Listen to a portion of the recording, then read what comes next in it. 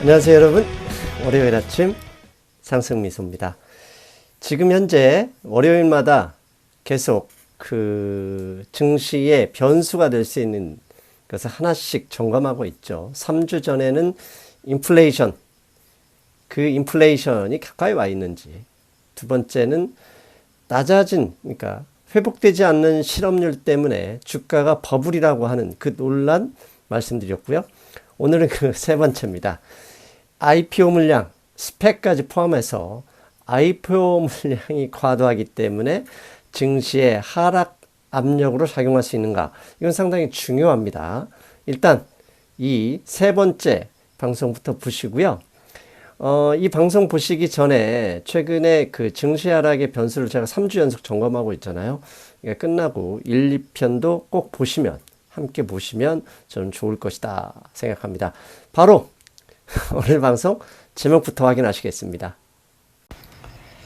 나스닥이 만약에 폭락한다면, 아니면 1, 20% 조정을 한다면 그 조정 또는 폭락을 불러올 수 있는 중요한 변수 두 가지.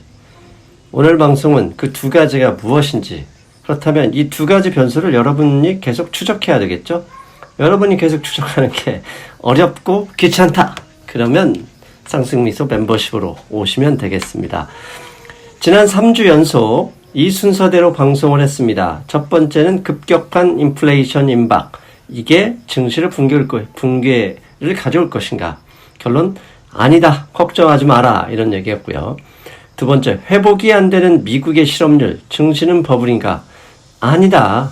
실업률이 회복하는 순간 그 시점이 고점이다. 저는 거꾸로 해석한다고 그랬죠. 마지막 세 번째입니다. 넘치는 증시 물량 공급, 즉 IPO죠. 신규 상장. 그다음에 스펙. 스펙이 무엇이냐? 예. 특수목적 합병을 위한 일종의 준 IPO 성격이라고 보면 되겠죠. 이렇게 물량이 넘치게 되면 증시가 하락할 수 있을까? 이 세 번째 변수를 점검해 보겠습니다. 실제로 미국 증시 역사에서요, IPO 물량이 과도했을 때는 항상 증시가 고점을 형성해 왔습니다. 80년 에너지 업종의 버블이 그런 것이었고요. 2000년에는 나스닥 버블, 즉 닷컴 버블일 때 IPO 물량이 쏟아졌었죠. 그 다음에 2015년 증시가 약 15% 조정을 했을 때에도 IPO 물량이 많았었습니다. 실제로 그랬는지 일단 데이터로 확인을 먼저 시켜드리겠습니다. 80년 벌써 40년이 되다 보니까 그 증거 자료를 구할 수가 없었고요. 가장 최근에 2000년, 그 다음에 2014년, 지금 보시는 그림은 IPO 금액입니다. IPO 금액이 어느 정도 늘어났는지, 단위가 빌리언 달러니까 1천억 달러가 넘었죠. 2000년. 이렇게 저렇게 많은 IPO 물량이 쏟아지자 닷컴 버블이 형성이 됐었고요. 그 다음에 2014년 계속 늘어나다가 고점을 형성했었죠. 저렇게 늘어난 물량 다음에 15년, 16년, 약 2년 동안 S&P 500 인덱스가 15% 정도 조정이 있었습니다. 이렇게 IPO 물량이 많다는 얘기는 돈은 한정되어 있는데 특정 섹터나 특정 주식으로 자금이 몰려가면 그 몰려간 만큼 증시가 상승을 하죠. 상승하다가 추가 상승하려면 또 다른 돈이 몰려야 되는데 그 돈이 떨어지게 되면 그때부터 하락한다. 그런 의미가 되겠습니다. 그래서 최근에 그렇다면 미국의 IPO 열풍이 어느 정도인지 점검할 필요가 있겠죠. 그래서 지금부터 올해 IPO 미국에 얼마나 많은 숫자, 금액이 몰리는지 살펴보겠습니다. 먼저 올해 상반기 3, 4, 5 이때는 암흑시기였죠. 주가가 4월, 5월에 상승하긴 했지만 언제든지 폭락할 수 있다는 두려움이 있었기 때문에 IPO 물량이 1월과 2월 잠깐 급증했다가 바로 떨어졌었죠. 그런데 증시가 본격적으로 나스닥 지수 위주로 상승을 하면서 6월과 7월, 8월에도 마찬가지죠. 저렇게 많은 IPO 물량이 늘어나게 됐습니다. 오른쪽 빨간 박스 보이시죠? 그런데 2000년에는 저렇게 IPO물 신규 상장만 있었다면 지난 금융위기 직전부터 새로운 그 IPO 물량이 뭐냐? 스펙입니다.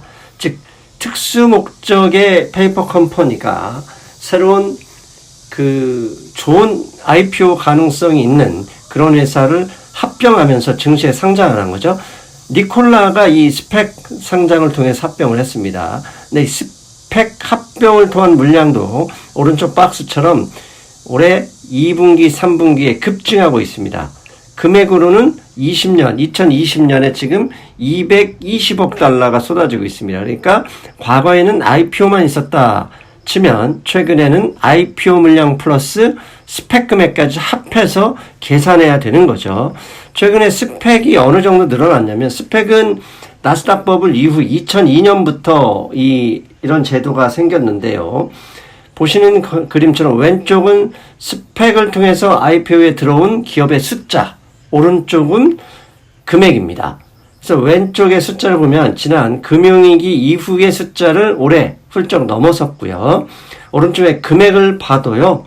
2008년 금융위기 직전 금액을 거의 더블 형태로 더블만큼 늘어났습니다. 그만큼 현재 증시에 들어오는 신규 공급 물량은 늘어나고 있다.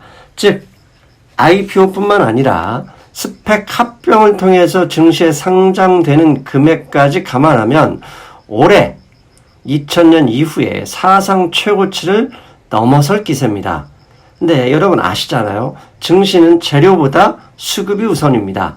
즉 사자 세력이 많아지면 재료에 상관없이 올라가는 게 증시죠. 그런데 반대로 사자 세력보다 저렇게 IPO나 스펙을 통해서 물량이 과도하게 늘어나면 주가는 항상 하락할 수 있는 위험에 처하게 됩니다. 8월 11일 매일경제신문 뉴스 기사입니다. 코로나발 바이오 광풍. 최근 미국의 바이오 테크놀로지 회사들이 난리가 났죠. 그 바이오 광풍에 이게 얹어서 미국 IPO의 새 역사가 쓰였다. 즉 증자와 IPO 상장 금액을 합하면 400억 달러가 넘는 돈이 바이오테크 쪽에 쏟아져 들어왔다고 합니다. 그만큼 수요가 아니라 공급 물량이 늘어났던 거죠. 어느 정도인지 금액을 보시면 IPO 물량만 2020년에 94억 달러입니다. 이 94억 달러는 2018년 65억 달러 1년 전체 이미 거의 50%를 초과한 금액이고 현재 하반기에 물려있는 것 그 예정되어 있는 금액까지 하면 100억이 아니라 거의 150억 가까이 늘어날 기세입니다. 자, 상황이 이렇게 IPO 물량 중에 특히 바이오테크 물량이 늘어나니까 지금 보시는 그림은 바이오테크 ETF입니다. XBI입니다. 지난 7월 20일 고점을 형성한 이후에 거의 한 달 넘게 나스닥 지수, S&P 500이 상승함에도 불구하고 저렇게 계속 하락 압력을 받고 있습니다. 웃기는 거죠. 이게 별로 안 내렸다고 생각하면 안 되고요. 아예 제가 나스닥 지수와 바이오테크 이 ETF는 XBI를 지난 3개월을 비교를 해봤습니다. 예. 앞에 XBI가 7월 20일 고점 이후에 계속 하락 정체되고 있었지만 지금 보시는 것처럼 위에 파란색은 나스닥 지수거든요. 나스닥 지수는 XBI에 상관없이 오르고 있었고 반대로 XBI는 나스닥 지수 상승에 소외되면서 저렇게 하락하고 있었던 겁니다. 즉 넘치는 증시 신규 물량, 즉 특히 바이오테크 쪽에 많이 들어오고 있죠. 이 물량이 계속 증가하고 있는 상태에서 나스닥 지수가 상승하고 있어요. 그러면 이 상승이 계속될 수 있을까? 예, 계속될 수도 있죠. 그건 아무도 모르지만 제가 하고 싶은 얘기입니다. 바이오테크 쪽에 나스닥의 신규 물량이 쏟아지고 있는데 만약에 바이오테크 지금 한 달 동안 조정을 하고 있었잖아요. 저게 조정 없이 다시 상승해서 나스닥 지수 상승을 만약에 리딩한다 그러면 나스닥 지수 전체가 위험해질 수 있다라는 생각을 합니다. 즉 차라리 최근처럼 바이오테크 주식이 하락 압력을 받고 오히려 하락하는 게 나스닥 지수의 건강한 정도, 건강성을 볼 때는 유리할 수 있다. 이렇게 저는 해석할 수 있고요. 여기에 한 가지 더해서 넘치는 IPO 물량과 더해서 나스닥 지수 하락 압력을 줄 수 있는 게 이제 두 번째가 일요일에 토마스 리 선생님하고 같이 제가 말씀드렸던 쏠림 현상이죠. 빅6, 기존의 빅테크 5 플러스 테슬라를 포함한 빅6의 이 너무 과도한 상승, 거기 과도한 상승하다 보니까 밸류에이션이 고평가 논란이 지금 계속되고 있어요. 즉 이렇게 빅6 6개 대표 기업 주도의 나스닥 상승, 이 상승이 어느 정도가 뭐 버블인지 이게 계속될 수 있는지 아니면 이 빅6 상승을 뒷받침할 수 있는 어떤 뭐 변수가 플러스 되지 않으면 이게 위험해질 수가 있어요. 그러니까 앞에 IPO 과도 물량 플러스 쏠림 현상의 개선 없이는 나스닥 지수의 건강함을 유지하기 힘들다. 그 얘기입니다. 자, 물론 지금 현재 S&P 500 인덱스가 고점이다 아니다를 평가하는 기준이 여러 가지가 있습니다. 그 중에 먼저 위에 하얀색 보이시죠? 저게 뭐냐면 GDP 대비 S&P 500의 시가총액입니다. 즉 GDP를 넘어섰어요. 즉 GDP 대비 1.3배의 시가총액을 보였던 때가 2000년 첫 때 나스닥 버블이 붕괴됐죠. 그런데 현재는 1.3배를 훌쩍 넘어섰습니다. 그런데 반대로 아래 그림 전체 미국에 풀려놓은 유동성 통화량 대비 통화량을 감안했을 때의 S&P 500 인덱스는 아직도 과거 수준보다 반절밖에 되지 않았다는 것을 보여주는 겁니다. 즉 그냥 단순하게 GDP만 놓고 봤을 때 미국 증시가 고점이다라고 얘기할 수도 있지만 반대로 통화량, 돈의 양이 늘어나면 지수가 올라가잖아요. 돈의 양을 감안했을 때는 그렇게 또 높은 것만은 아니다라고 표현할 수 있다는 얘기입니다. 그만큼 유동성이 최근에 많이 풀렸다는 얘기고 반대로 유동성이 줄어들 수 있다. 그러면 증시가 하락해 나갈 수도 있다는 거. 그 점을 여러분도 감안하셔야 되겠죠. 아무튼 쏠림 현상이 어느 정도 과도했는지 지금부터 잠깐 살펴볼 필요가 있습니다. 왼쪽 그림은요. 4천억 달러, 시가총액 4천억 달러 이상이 미국 기업이 총 6개가 있습니다. 빅테크 5 5개와 테슬라 이렇게 6개인데요. 6개 기업의 PER, 그러니까 주가 수익 비율 퍼를 보면 무려 43배입니다. 그런데 가운데 노란색 S&P 500 기업 퍼의 평균이 27.5입니다. 그런데 웃긴 게요. 가운데 133개 기업만이 27.5를 넘었고 나머지 370개 기업은 퍼 평균이 10도 되지 않습니다. 즉 저렇게 S&P 500 인덱스 자체에서도 130대 370으로 완전히 나뉘어졌는데 그 중에 6개 기업 빅6 PR만 따져볼 때 43배 어마어마하게 높다는 얘기입니다. 그런데 이 저렇게 43배로 높다는 얘기는 순이익 대비도 오른쪽 고평가 돼버린 겁니다. 그런데 이 고평가를 다른 기업과 좀 볼게요. 지금 보시는 그림에서 위에 노란색은 뭐냐? 헬스케어, 즉 바이오, 헬스케어 플러스 기술주, 그 다음에 하얀색은 에너지 플러스 금융업종을 시가총액, S&P 500 기업의 시가총액으로 나눈 비율인데요. 헬스케어 플러스 테크가 현재 43%를 차지하고 있고 반면 에너지 플러스 은행주, 금융주들이 시가총액이 17%밖에 차지하지 않았습니다. 지금 2000년 저렇게 2000년에서 보면 45대 20으로 간격이 벌어졌을 때 주가가 폭락을 했었고요.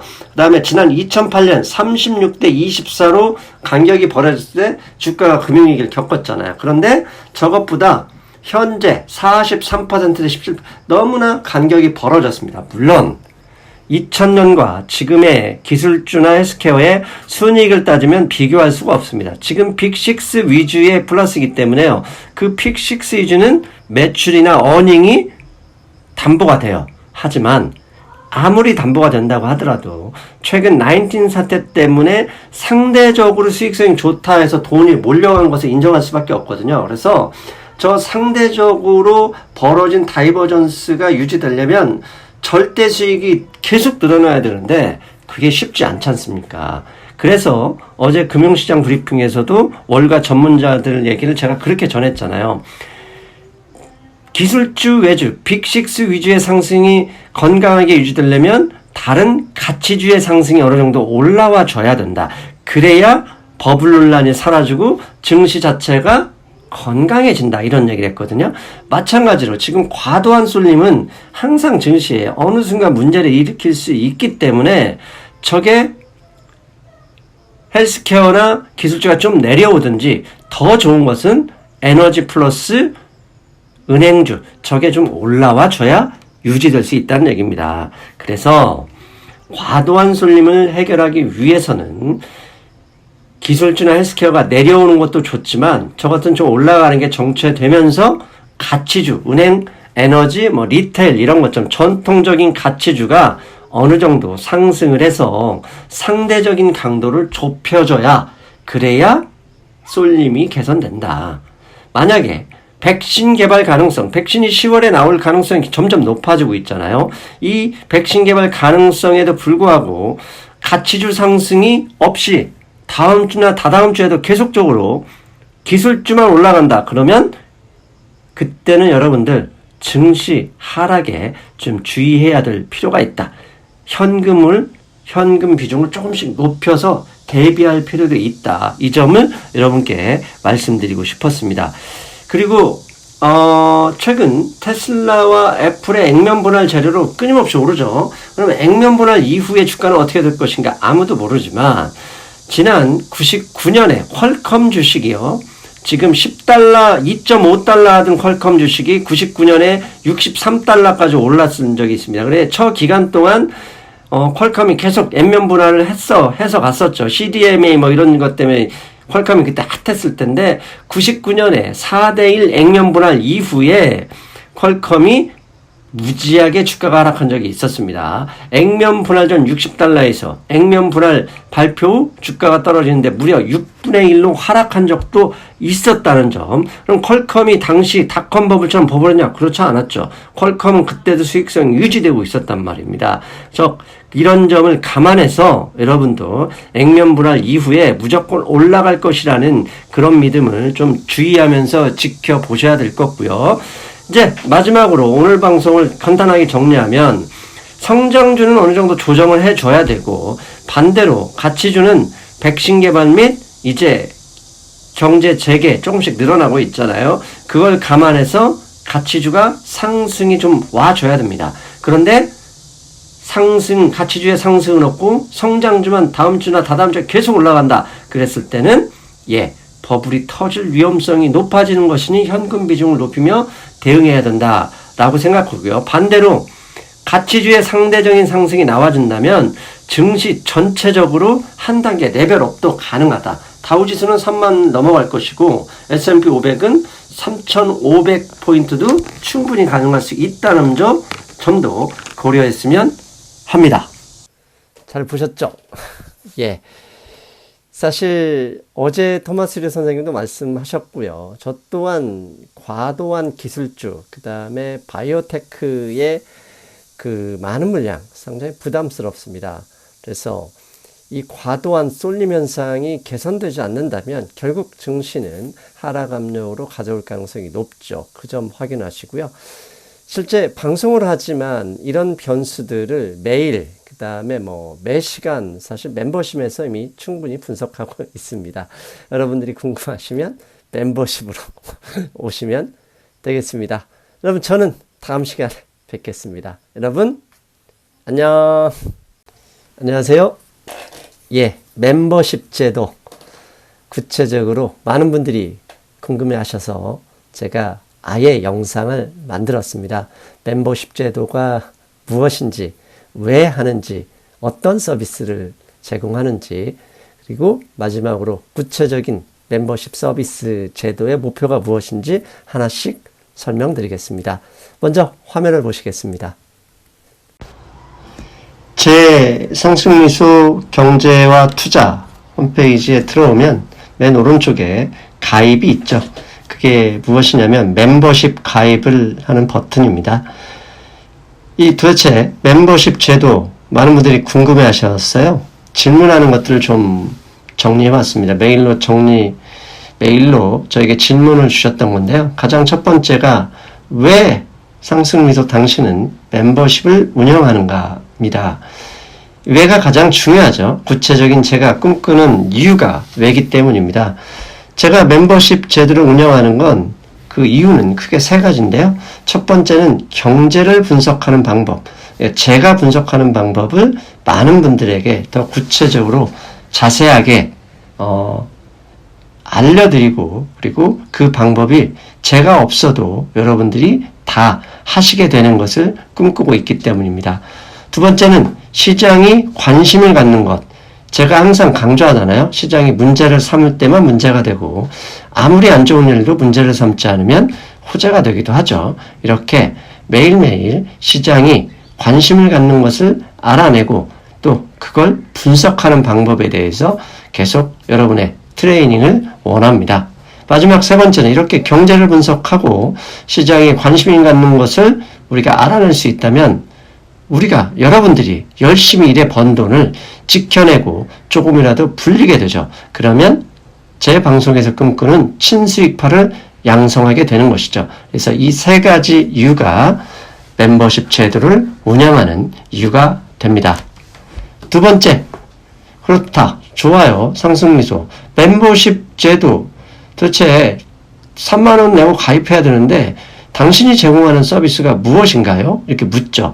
그래서 지금부터는 멤버십에서 제공하는 서비스가 무엇인지 구체적으로 하나씩 알려드리겠습니다.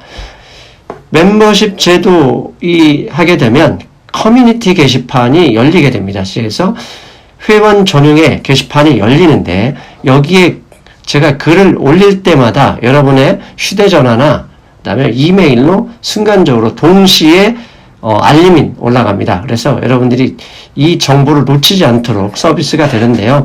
가장 먼저 하는 것은 매일 새벽 미국장이 마치면 미국 증시의 시황을 분석합니다. 단순히 시황이 아니라 미국 증시에서 구체적으로 어떤 일이 벌어졌는지, 무엇에 관심을 두는지 거의 모든 섹터를 살펴봅니다.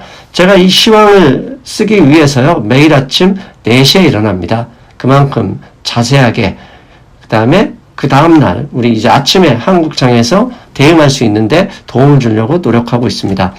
두 번째는 실시간 경제 속보 및 지표를 분석해 드립니다.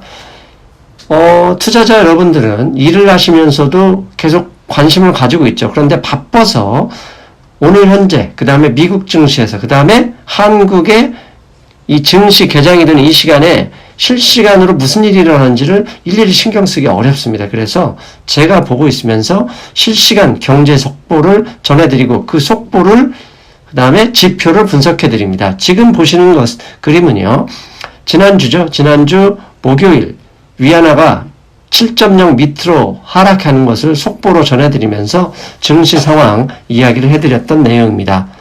세 번째, 경제적인 사건이 발생하죠. 가령 북한의 지난번에 개성공단 사무소 폭파했던 거나, 그다음에 실시간으로 전해지는 미국의 데일리 19 확진자, 이런 뉴스들이 계속 발생을 하고 있는데요. 이것을 항상 주목하고 있다가 상황을 해석하고 이 상황이 향후 증시에 향후 경제에 어떻게 이어질지 분석하고 활용하는 방법까지 분석해서 여러분께 계속 글로 올려드립니다. 네 번째는 시장의 대응입니다. 이 DDR5는 월요일, 7월 13일 월요일 방송이긴 하지만요, 이미 7월 금요일과 목요일에 커뮤니티 게시판에서는 이런 내용을 제가 분석해서 올려드렸습니다. 그래서 생각보다 시장 웬만한 사람들보다 좀 더 빠르게 대응할 수 있도록 정보를 드리고요. 다섯 번째는 한국 주식만 할 수는 없죠. 왜냐하면 미국 증시에 거의 실시간으로 영향받고 있는 게 우리 코스피, 코스닥이기 때문에 미국 증시, 그 다음에 미국의 종목들 이야기하고 분석합니다. 이 지금 보시는 그림은요, 지난주 아마 수요일인가에 올려드렸던 그림일 텐데요. 핸들러 업체인 어드반테스트입니다. 어드반테스트. 이 업체와 제가 잠시 후에 얘기했지만 추천 종목도 가끔씩 드리는데요. 추천 종목 테크인 후공정 업체죠. 이 업체와 비교한 연관성을 말씀드렸던 내용입니다. 여섯 번째는 멤버십 전용 방송도 아주 가끔은 합니다. 지금까지 멤버십 3개월 동안 멤버십 전용 방송을 2번을 했는데요. 첫 번째는 추천 종목 이야기를 좀 더 구체적으로 했었던 이야기죠. 테크인, PSK, 그리고 EUB에 대해서 말씀드렸었고요. 메모리 반도체 관련해서 좀 더 깊게 연구하려고 메모리 반도체 주식 때가 왔다 이 방송도 했었습니다. 그리고 7번째는요, 앞서서 이미 언급한 대로 추천 종목 매매도 합니다. 즉, 매매를 리딩하진 않지만, 지금 보시는 그림은 이제 지난주에 JYP 엔터를 정리했던 내용인데요. 이미 한 거의 7월 1일일 겁니다. 그때 7월 초에 JYP 엔터를 6월 달이었나요? 6월 말이었나요? 아무튼 JYP 엔터를 추천을 했었는데요. 그냥 단순히 사라 이렇게 하지는 않고요. 왜 추천했는지, 그 다음에 어떤 식으로 매매할 것인지, 그리고 실제 제가 이제 매수하고 매도한 것을 사진을 올려드립니다. 그래서 여러분들이 이 종목에서 같이 어떻게 대응할 수 있을지 도움을 드립니다. 이렇게 구체적으로 7가지, 크게 7가지의 멤버십 서비스를 제공하는데, 이것 말고도 여러 가지가 있습니다. 멘탈 관리도 있고요. 그 다음에 제가 독서한 내용 서평을 올리기도 합니다. 자, 이제 세 번째, 멤버십 비용이 월 3만원입니다. 다른 멤버십에 비해서는 상당히 비싼데, 이에 대해서 너무 비싸다, 이렇게 이의 제기를 하시는 분들이 있거든요. 멤버십 비용 월 3만원 너무 비싸지 않은가? 이에 대한 답변 드리겠습니다. 예, 비쌉니다. 뭐 비싸다고 얘기하지 않고요. 3만원 작은 돈 아닙니다. 그것도 한 달에 3만원씩이니까 상당히 비싼 돈인데요. 왜 3만원이냐? 만약에 5천원이나 아주 작은 돈으로 해버리면 제가 당연히 그 정도만 마음을 먹고 할 수밖에 없거든요. 그리고 실제로 5천원을 내면 그 작은 돈이기 때문에 내시는 분들도 그렇게 열심히 쳐다보지 않을 수도 있다는 것을 고려했습니다. 그래서 저는 여러분은 3만원을 내지만 30만원 아니 300만원을 받고 있다 생각하면서 정말 큰 책임감으로 열심히 서비스를 합니다. 그래서 투자와 경제 공부에 관심 있는 분들, 그들만을 위해서 어떻게 돈 이야기를 해서 좀 죄송한데 최고의 모임을 추구하고 있고 그렇게 임하고 있다. 그래서 그런지요. 실제로 한 달에 한 번씩 결제하는 주기를 보면 거의 95% 이상의 멤버십 회원들이 계속 연장을 합니다. 그걸로 저는 어느 정도 인정을 받고 있다고 생각하고요. 그리고 3만원이 아니라 30만원, 300만원 이상의 가치를 드리기 위해 노력하고 있다. 이렇게 말씀드리겠습니다. 이제 마지막으로 멤버십 서비스의 최종 목적, 당신이 꿈꾸는 멤버십 서비스의 최종 목적은 뭐냐? 뭐 투자 동아리냐? 그런 건 아니고요. 제가 꿈꾸는 멤버십 서비스의 최종 목적은 저한테 멤버십 서비스를 받지 않더라도 이제 제가 하고 있는 방식, 하고 있는 방법을 여러분들이 그대로 전수받아서 멤버십 서비스를 필요로 하지 않는 그런 멤버를 저는 최종 목적으로 합니다. 즉 멤버십 회원들이 한 명도 남지 않고 다 나가셔서 더 이상 멤버십 서비스 없어도 스스로 경제를 분석할 수 있는 그런 멤버를 트레이닝하는 거, 그게 제가 꿈꾸는 멤버십 서비스입니다. 마지막으로 멤버십 서비스는 그러면 어떻게 가입하느냐?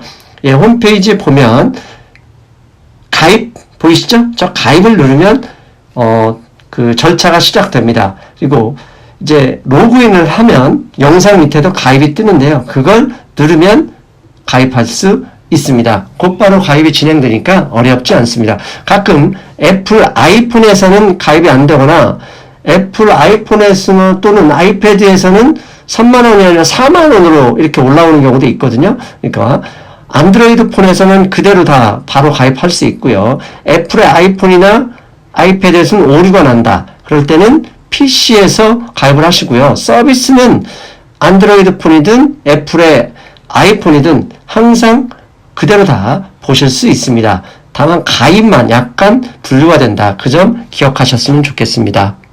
잘 들으셨죠? 궁금증이 해결되셨으면 기대하겠습니다. 해결되었으면 하는 마음입니다.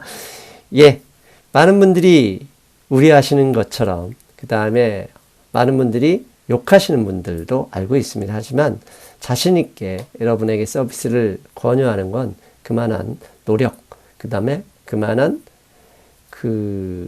뭐라고 하죠? 좋은 서비스가 있기 때문에 자신 있게 말하고 있습니다. 여러분, 더 많은 분들이 서비스를 이용하셨으면 좋겠습니다. 저는 여기까지 인사드리겠습니다. 여러분, 안녕.